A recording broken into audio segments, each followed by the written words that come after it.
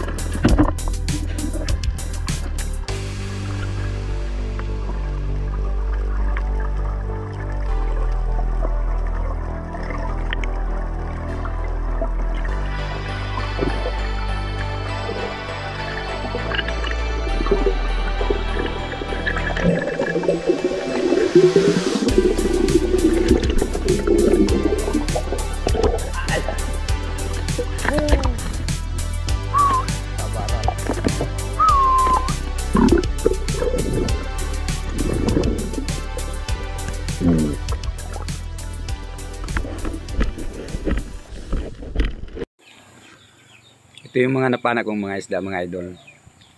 Hindi ko na nabidyohan pag-ahon dahil yung flashlight ko bigla kasing nag-short circuit mga idol, kaya hindi ko na nagawa pang mabidyohan mga lods at sa pagtimbang ng isda namin. Salamat sa blessings na binigay sa Panginoon at sa suportan nyo mga idol. Ingat kayo palagi mga lods. And thank you so much mga idol. Good morning mga lods. Nandito na ako sa bahay ko mga idol at pasensya na ako sa video ko na ito mga idol dahil yung pagbenta saka yung pagtimbang ng isda namin at yung pag-ahon ko. Hindi ko nakuha na ng video mga idol dahil yung flashlight ko nasira kasi mga lods. Ayun ang gumana. Ito. Nexenfire DB70. Biglang nag-short circuit siya mga idol kaya yun.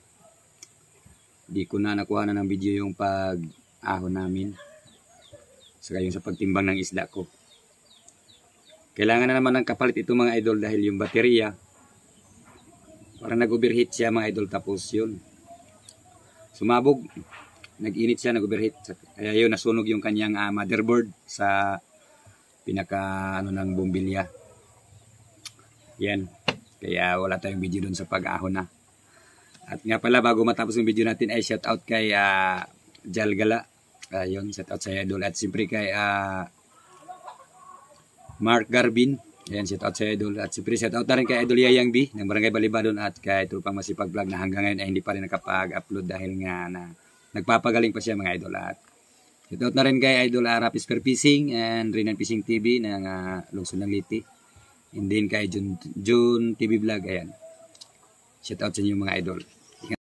At shout out din kay Amigo Adventure and then kay Pranks TV at kay Jasper TV and then kay Island Gat TV ng Dinagat Island. Ayun. Shout out sa inyong lahat mga idol. Ingat kayo palagi dyan mga lods at be blessed. Yung binta ko nga pala doon mga idol sa isla ko na yun is 1,300. Mabuti naman at kahit pa paano may kinita ako sa gabi na yung mga lods. So yun, thank you so much. Sa gusto magpa-shout out, mag-comment lang kayo sa video ko na to para sa next upload.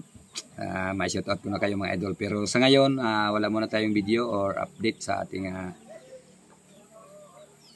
channel dahil ispunin ito sa amin ngayon mga idol. Bawal muna kami mamana.